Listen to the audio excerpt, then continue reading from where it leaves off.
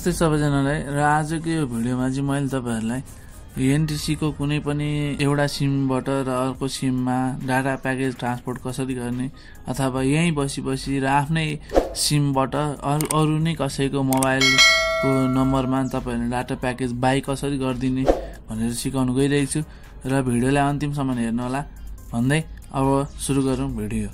सुरुमा तपाईहरुले आफ्नो एनटीसी एप मोबाइलमा इन्स्टल गर्नुपर्ने हुन्छ। त्यसको लागि तपाईहरुले प्ले स्टोरमा गएर एनटीसी एप भनेर सर्च गर्न सक्नुहुन्छ। कसरी गर्ने पनि म तपाईहरुलाई सिकाउने छु। सुरुमा प्ले स्टोरमा जानुस् र प्ले स्टोरमा गइसकेपछि सर्चमा जानुस् र यहाँनेरि तपाईहरुले देख्न सक्नुहुन्छ। र इन्स्टल गरिसकेपछि साथीहरु ओपन गर्नुस्।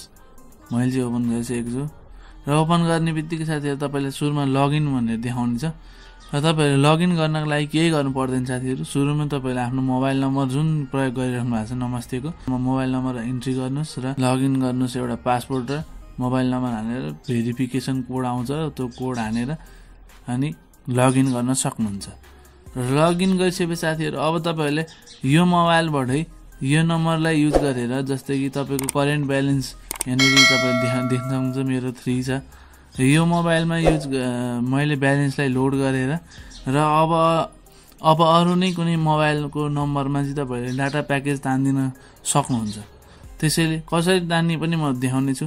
जस्तै कि यहाँ करेन्ट ब्यालेन्स 3 रुपैयाँ देखाएको छैन। अब यसमा चाहिँ तपाईहरुले जुन डाटा प्याकेज चाहिँ तान्न चाहनुहुन्छ त्यति एमाउन्टको चाहिँ तपाईहरुले ब्यालेन्स करेन्ट ब्यालेन्समा देखाएको हुनुपर्ने छ। त्यो भयो भने मात्रै तपाईको डाटा प्याकेज चाहिँ एक्टिभेट हुन्छ।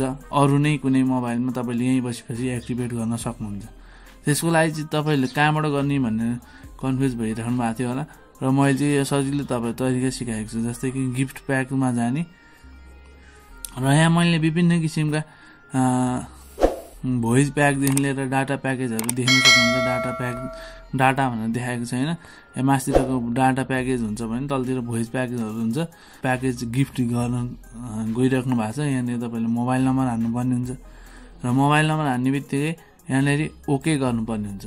र तपाईले जुन चाहिँ प्याकेज चाहिँ सिलेक्ट गर्नुभएको छ त्यही प्याकेज चाहिँ तपाईको तुरुन्तै तपाईको करेन्ट ब्यालेन्समा त्यति एमाउन्ट छ भने यहाँ काटिन्छ र अर्को मोबाइल नम्बर जुन मोबाइल नम्बर तपाईले यहाँनेरि इन्टर गर्नुभएको छ त्यो मोबाइल नम्बरमा चाहिँ त्यो डाटा प्याकेज अथवा भोइस प्याकेज चाहिँ एक्टिभेट भइहाल्छ।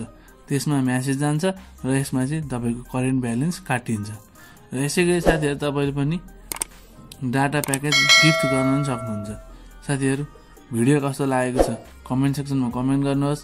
भिडियो राम्रो लागेको छ भने लाइक गर्नुहोस् र अहिलेसम्म तपाईहरुले च्यानललाई सब्स्क्राइब गर्नुभएको छ भने सब्स्क्राइब गर्नु होला। अर्को भिडियोमा भेटौँला भन्दै हस्त नमस्ते।